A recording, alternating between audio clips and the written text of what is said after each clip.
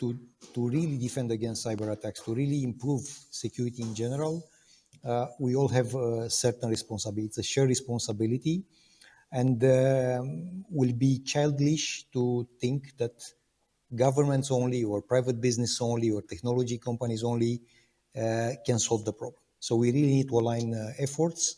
We need to work together, not only within each country, but because, as you all know, there are no borders in the cyberspace. So we all need to cooperate much more across borders to really align efforts, to exchange information, to have joint initiatives, coordinated actions for responding to one particular attack, or to close a particular vulnerability, or to build skills and experts and capabilities and capacity available to all of us in order to respond.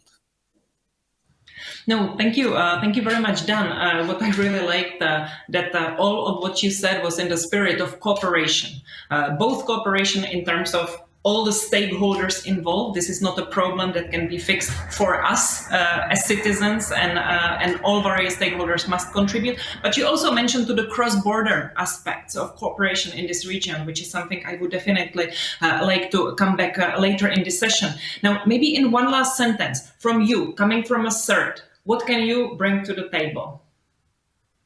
Really, in this context, first of all, the willingness to cooperate, as you said. We can really be the hub, and this is valid for every single national competent cyber authority in whatever European Union member state, and not only. We can be really the hub, that body that can really bring the others together and get them to cooperate and to work together in this direction.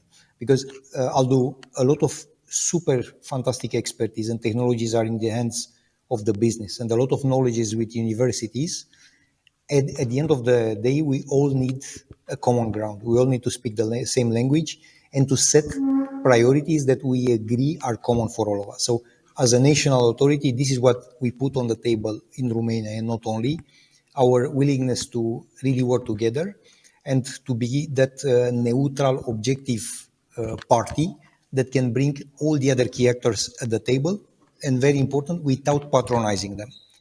Being just there, being a colleague, and working together for the same objective. Thank you very much, Dan. This is also a good point on not patronizing. There is not a stakeholder that would have a kind of bigger value. Everybody has something very specific to contribute to these efforts.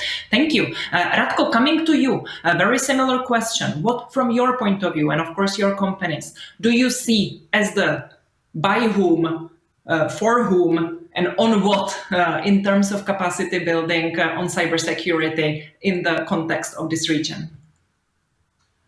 Yeah, it's very open question. But when you think about how we use technology and how it's actually it basically became a big part of our lives, it's obvious that we all became in different capacity kind of endpoints, like open points in the terms of what do we enable for the potential threat or attacker or adversary.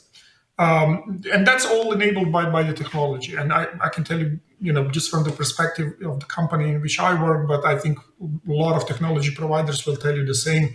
If you are enabling with the technology and with the solutions over 1 billion people in the world, then you can imagine what type of responsibility the company has, but also what type of the ability have in the terms of contributing to these joint initiatives, connecting and understanding the customers, understanding the citizens, organizations, governments, and so forth.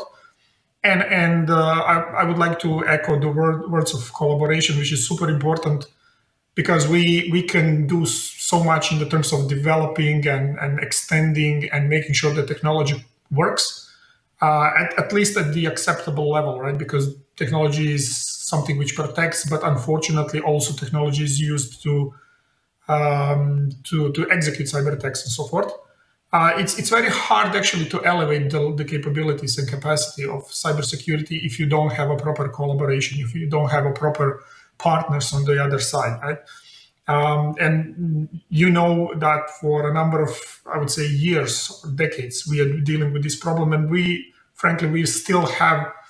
Sometimes we're going to the basics because new people all over there, and you still have to repeat, the good old, don't click this link, I think, or let me warn you that this link could be malicious or something like that, right? Which are the basics, and these basics needs to land. And if there's no common understanding, if there's no local policy, if government is not providing the proper support, if local organizations and partners are not participating, then it's very, very hard. And to answer directly your question, it's by it's for everybody and it's by everybody, and we need to be very clever on what roles we actually need to fulfill in this collaboration.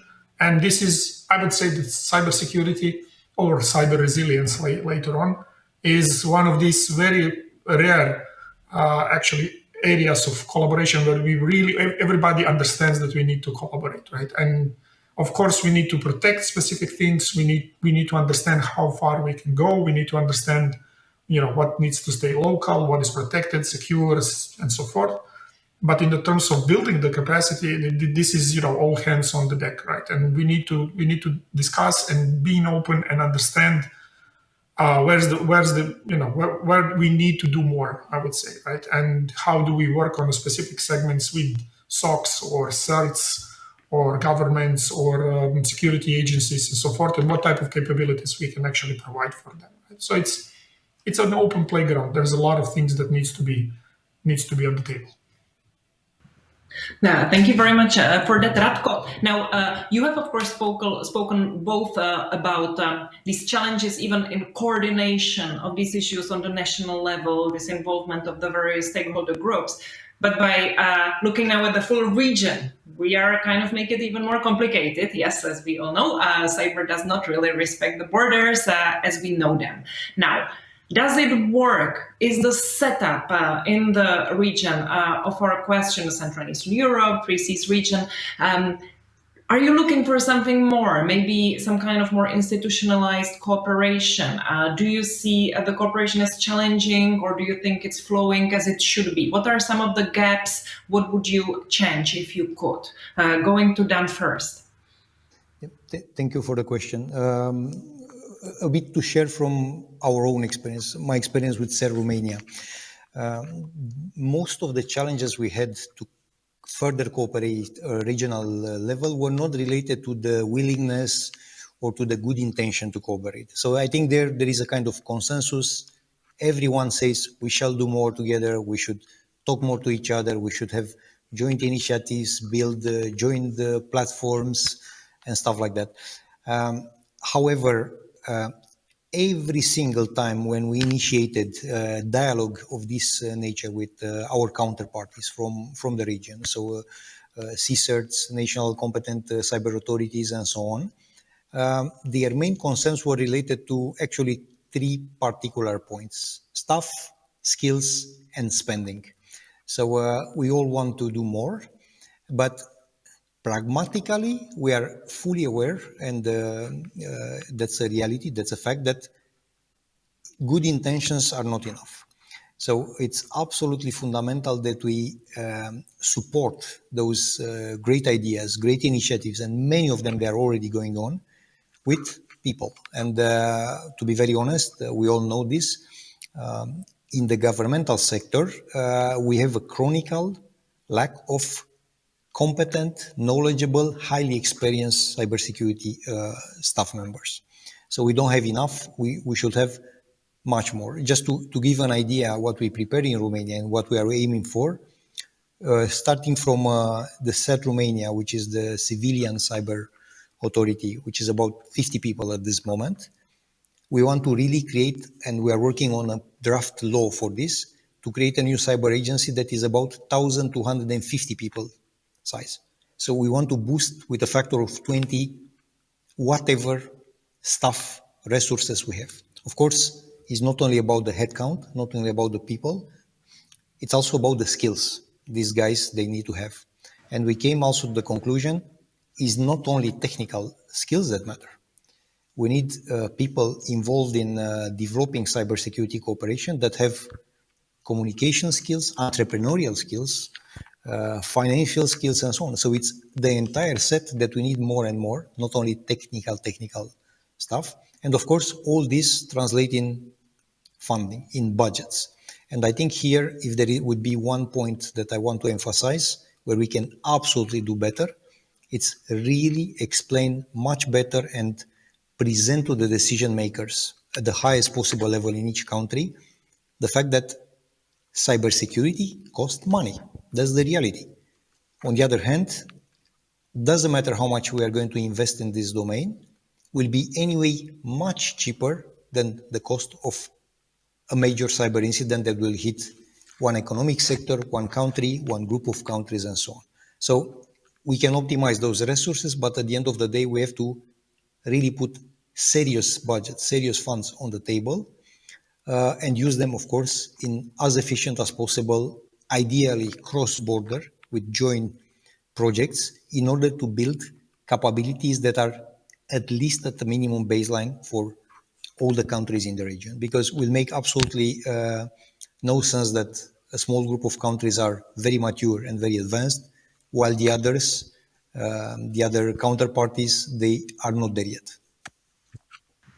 Well, thank you, Dan. And I have to admit that what you're saying is music to my ears.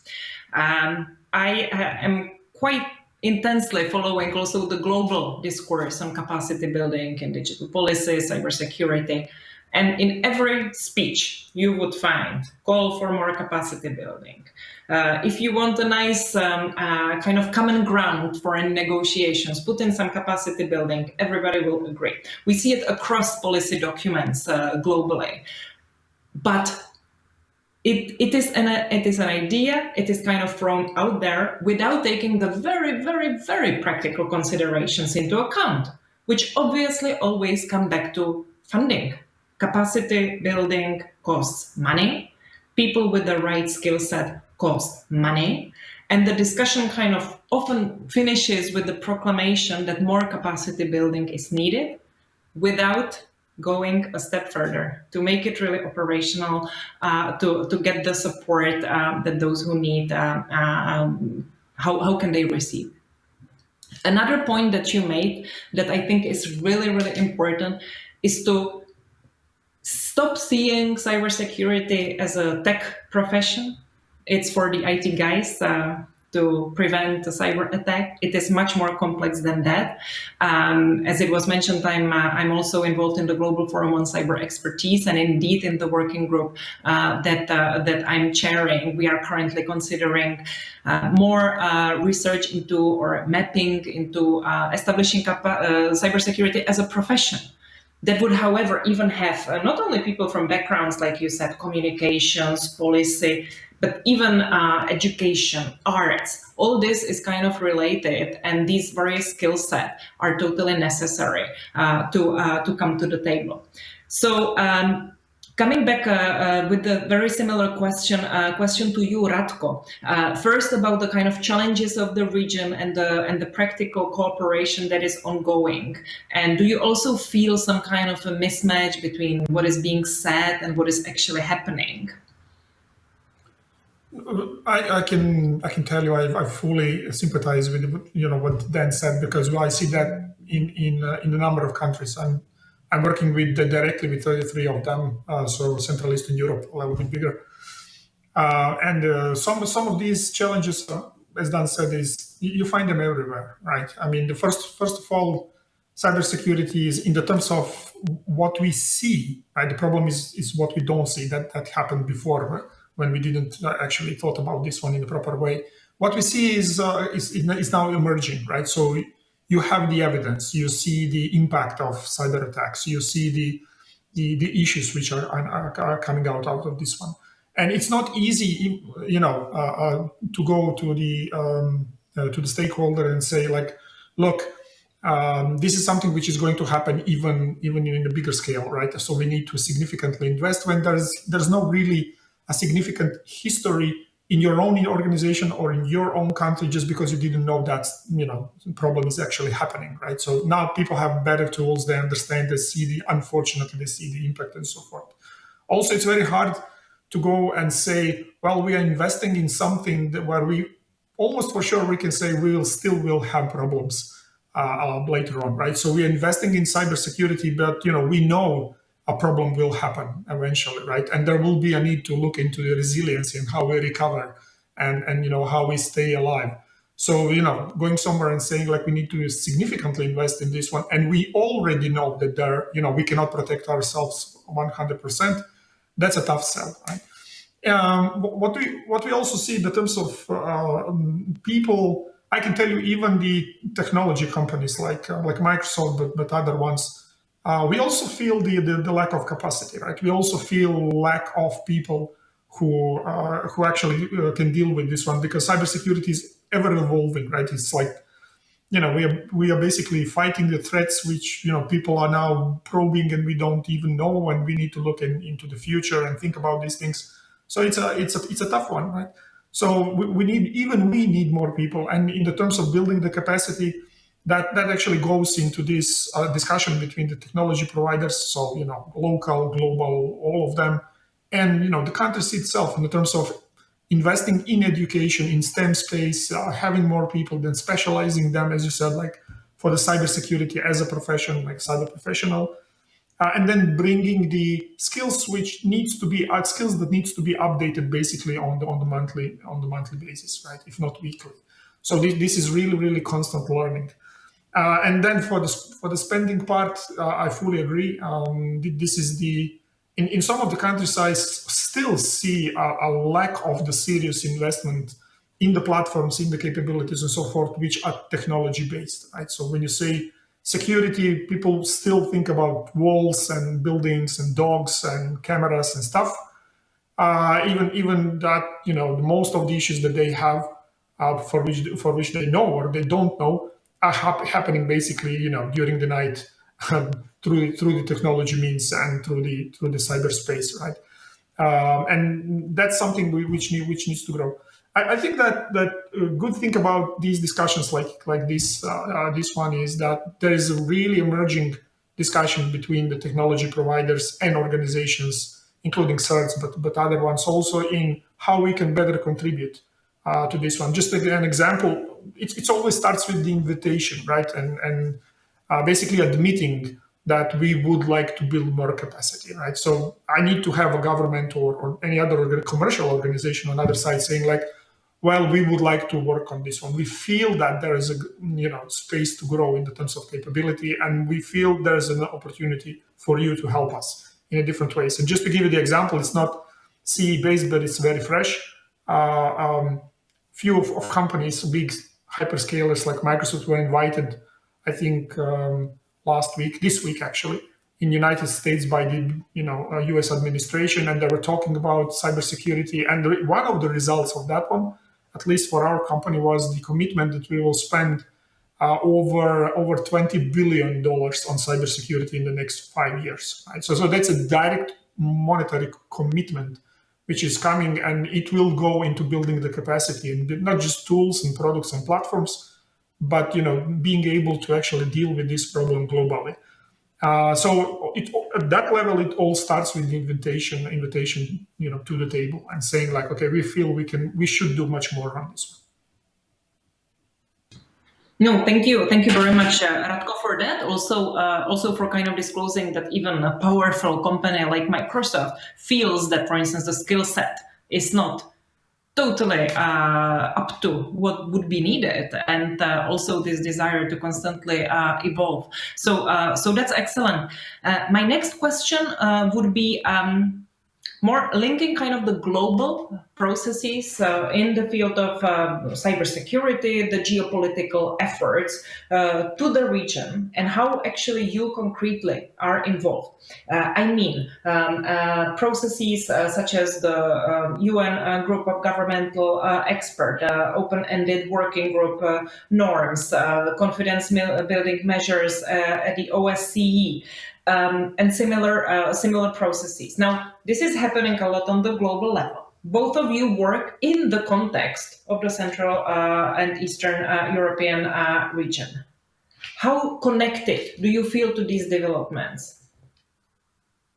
How much do you follow? Maybe I will start with Ratko, because it's unfair that I always go to the Dan first and Ratko reacts to what you said. So Ratko, may I start with you? Sorry about this shuffle. No problem, no problem. Well, we are technology providers, right? So it's very important for us to understand what needs to be built and how, what should be our roadmap to this one. Given that, as I said, we have this responsibility to actually protect all these endpoints which are enabled by the technology, not just us as Microsoft, but all vendors which are participating in this one. So, of course, we do have people which are working directly in the numerous of, let's say, political organizations or specific political organizations which are dealing with, let's say, with the cybersecurity and so forth. And given that a lot of us is also coming from the member state, European Union, member states, we're also very active to understand, where the policies are coming and what new laws are coming to the table and so forth. That includes also nonprofit. That also includes specific organizations, as you just described, but different capacities, different levels, depending on the needs, basically. Now, where we are super active, I would say, is anything which is connected to these mass market technologies that we do, right? So when you think about, for example, cloud, right, which is we are a hyperscaler company. Through the cloud, we actually enable a lot of resources for a lot of individuals and organizations and governments and so forth to actually perform and do some of the things, right? And cloud infrastructure related to the cloud is very seriously considered as a kind of backbone and platform to be essential part of the national critical infrastructures, right? So in new NIS2 directive, there's a lot of discussions on, given that a lot of other critical infrastructures are based on the technology or controlled by the technology, and a lot of those is now connected to the cloud or served by the cloud.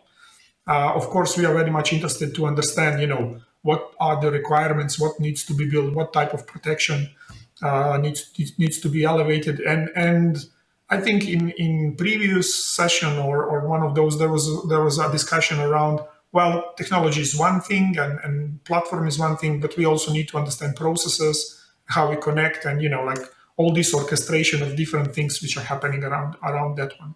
So whenever we feel that there is a criticality which is connected to the technology, we need to be involved, right? We need to look at. Now, what helps us a lot is when we do have a really clear requirements on what needs to be built, right? And sometimes this is not uneasy, I understand, right? Because we are trying to quickly understand and then to assess the problem and build a solution around this one. So just for example, right, in many organizations would work on cybersecurity capability building mostly on this level of, there's a risk-based approach to cybersecurity. You would have baselines and look at the threats and vulnerabilities and these things.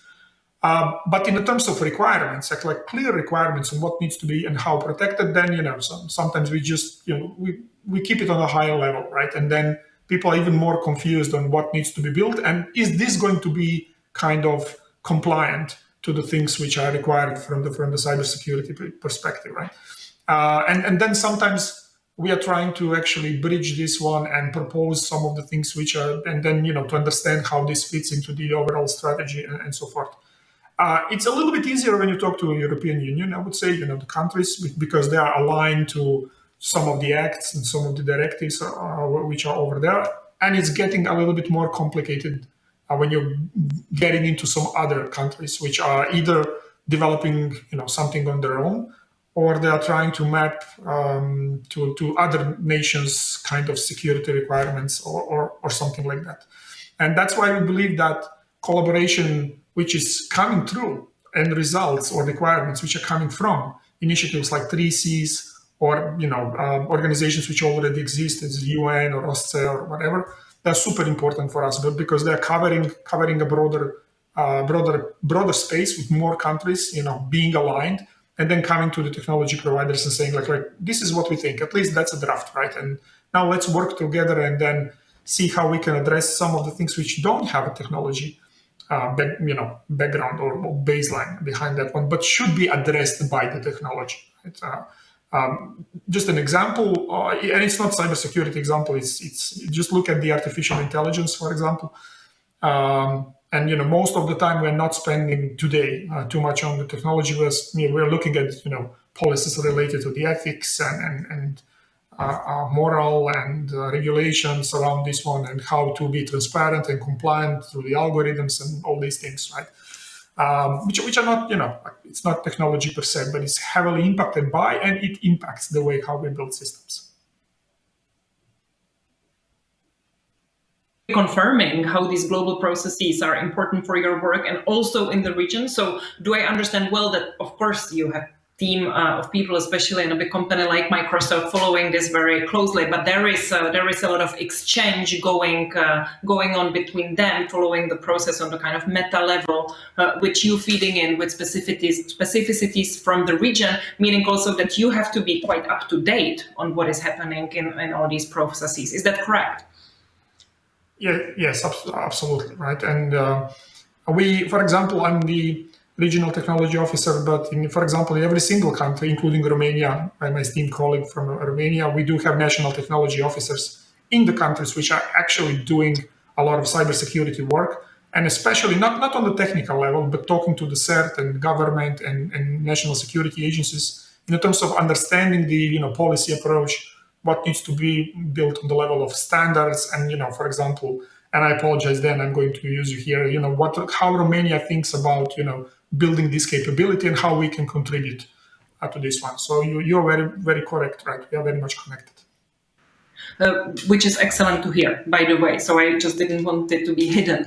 Then coming to you with a very similar question, how do you get involved in the more global policy processes, and how do you, even on the operational level, try to feed them into Romania or the regional activities? So thank you for the question. In the very first place, the most important is that we are aware of what is going on, because it's absolutely key that diplomatic and geopolitical efforts and all those confidence building measures that are initiated at international level or regional level, they are known. I don't think at this moment all the key actors are fully aware of the magnitude and complexity of the efforts in this respect. So all of us, we still have to do some homework. From the perspective of my organization, I think we are pretty well connected and aware of all the significant work, significant conclusions, and so on. And I think that should be the case for every single governmental body, but for the private sector as well. Let's not forget their conclusions that international law is applicable to the cyberspace, and obvious being able to enforce it and to properly apply it, it's essential to stability, to promoting let's call it an open, secure and accessible cyberspace, and supporting infrastructure and ICT environment. So this concept, as far as I'm aware, of peaceful cyberspace was clearly, explicitly endorsed by processes and dialogues and discussions at the level of United Nations in a variety of work groups. Now, the key would be how we translate this in specific confidence building measures or in, let's say, enforcement measures at the level of countries. Because let's not forget, will not be typically the private sector or academia tasks to enforce the law, will be governmental bodies. So I think there is a lot of work that still has to go on, and also to adopt and to accept and to be able to enforce those norms for the cyberspace that we all want, in order to ensure that we can speak about dramatic decrease of incidents, not increase as it is the case today. Incidents involving, malicious use of the cyberspace by non-state or state actors or by criminal groups. So those norms and terms and the initiatives must be a lot more, in my humble opinion, a lot more publicized and a lot more known, not only at the governmental level, but by all the key actors that try to contribute to a more secure, reliable, open cyberspace. No, absolutely. I agree with you. And a lot of work of Diplo, the organization I work for, also tries to go, of course, in this direction. Now, I have one very concrete question. We've been talking a lot about cooperation.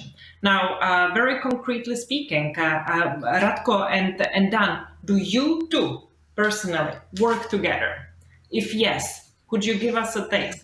If not, why not? And will you, maybe after this session? Just that we bring this discussion of cooperation to more concrete terms.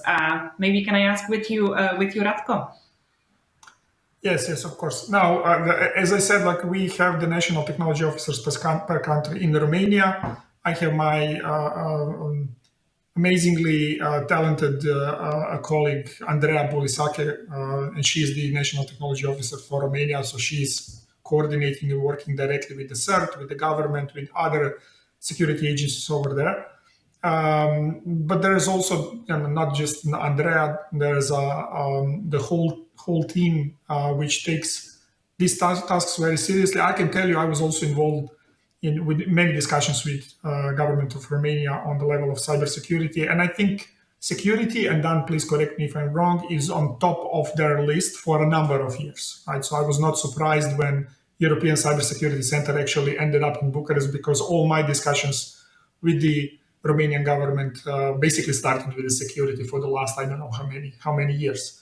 In my capacity, I have the opportunity to work with many CERTs in other countries, not just the CERT in the country where I am. Then I also think that other national security officers that we have per specific countries are involved. But I'm not talking only about people who are very, very close to this effort. You can imagine that there are different organizations and capacity inside the company which is cybersecurity related, right? And cyber resilience, I think it's growing term in the terms of coming from geostrategic resiliency down to cybersecurity, cyber resilience, and natural disaster resilience, and everything which is under this one. It's a growing, and I think that every single CERT, right, including the Romanian, is having strong links to technology providers, given the need to work on risk-based approach to national cybersecurity and the implementation, the setting up the clear priorities and these security baselines. Then working on implementation of how the coordination when the threat is there and the vulnerability needs to be addressed. How do we build together incident reports and communication related to this one? And then also, as Dan said, a lot of work on building the capabilities in the terms of building people and so forth. And finally, the thing where I think we spend a lot of time is this discussion on where do we need to invest, right? So cybersecurity doesn't have to be only investment coming from the government or organizational side. I think there is a good intention for, and actually not just intention, actual work on technology companies investing in capabilities, so that it doesn't make sense for me to build a software or platform or technology if it's not used properly, right? And people are not educated how to do that, and people know how to really utilize the capabilities of the product and platform that we are building. So I think there's a lot of coordination. Having said that, there's always room for improvement, right? There's always room for more, but that's discussion which is always ongoing. Thank you, Ratko. Your reflections, and sorry for this direct question of whether you work together, but I think this is where it kind of comes down to in the end. So let's say CERT Romania, Microsoft, these two concrete stakeholders in this discussion. How can you work together? If I can answer to your question, there are a variety of ways to work together, of course. I can confirm we do it. Institutionally, yes, Microsoft it's a large corporate. Of course, they are present everywhere and they are doing fantastic work together with many competent authorities from each countries. Now, personally, what I'm very, very interested, because I come from the private sector, and what I know, if I learned in the last 25 years before shifting to government, innovation happen primarily in the private sector. So it's known that not the government are the technology trendsetters. They are not the top innovators of this world. There are a lot of good practices, a lot of ways to generate ideas, to launch initiatives that are really coming almost exclusively from the private sector. So if will be something on my top wish list where I would like to work more and closer and faster with organizations like Microsoft, for instance, would be in particular on this topic, on innovation, on how to capture, how to define, how to refine, how to funnel the best ideas that can help all of us as an ecosystem solving the major cybersecurity issues, problems, challenges that we have. So I think it's a lot that governmental bodies can learn from the private sector and the other way around. But in particular on innovation topic in the context of cybersecurity, I think there is the topic where we have to listen more to the private sector because they know how to do it better, faster, and more successfully. So if it will be something that I will ask, I will say, let's talk about how you innovate, how you come with new ideas, how you capture ideas from your experts, from your people, and how to you transform this in solutions, in services that address current problems or why not emerging problems and the risk and issues. So things that we anticipate that may come in a couple of years. So this is a kind of conversation that I would definitely love to have a lot more with organizations like yours. Excellent remark as well. We are almost at the end of the question, so allow me one last question and your very short answers to that. As we are aware, Poland is actually the host country of the Internet Governance Forum that will take place in a hybrid format from well-known reasons in December this year. Now, this is a great opportunity for the government of Poland to also step out as an important government stakeholder in these discussions. The Internet Governance Forum, for our viewers that are not aware, is not a decision-making gathering, but an opportunity for many stakeholders from various type of groups, especially civil society, but also governments, tech community, and others, to get together and kind of discuss digital policy issues. Now, does this event, in your view, provide some kind of an opportunity for more cooperation in the region and among stakeholder groups? Very short reply, and I will first go to Ratko. The answer is of course, right? And I think that, as I said, even if we are a technology company, technology doesn't solve everything. On the contrary, right? We do need to have a proper policies and regulation in place, and we need to discuss what makes sense to do, because sometimes I feel that our part of the work when we actually implement this is even easier than the part which is actually kind of coming before. And what I know that even from perspective of my company, we are looking at actually bring some top level people, including some presidents, to the forum, right? Actually, also to give our view on this one and why it's super important. And that some of our leaders are actually trying to, as Dan said, to push some innovative approaches. For example, Brad Smith, who's the chairperson of Microsoft, he actually proposed, I think, a few years ago, this Digital Geneva Convention, a new way how we should actually collaborate and look at the things. So I hope you will have the opportunity to actually talk to him and work with him in the first person, right? And actually have some of these thoughts exchange with the policymakers in the first place. So we always are looking forward for the events like that. And we are trying to reach out and listen, but also give our view on how that part of the solution should look like. Thank you very much for that. Dan, what about you and the Internet Governance Forum? Answer is yes. A bit longer answer. Definitely, such platform such forum, it's always a great opportunity to exchange ideas, because probably one of the needs we all have at this moment is new ideas. And of course, this dialogue around new ideas in order to make them happen.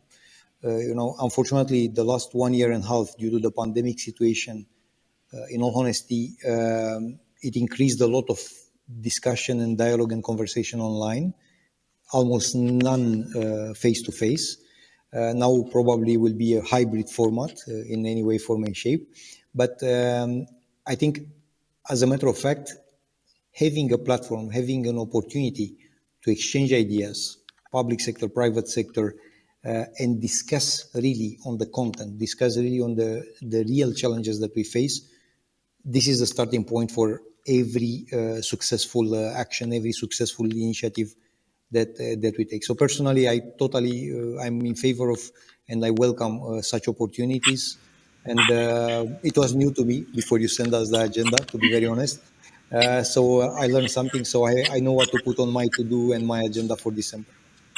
Early December. Thank you very much for your question as well. For this conversation, we had Dan Cimpean, which is the Director General of the Romanian CERT, and Ratko Mutavdzic, who is the Central and Eastern European Technology Officer at Microsoft. Gentlemen, I thank you for your time. I thank to all our viewers and participants for listening in, and wish you a very nice weekend. Bye-bye. Bye-bye. Thank you. Bye. Bye.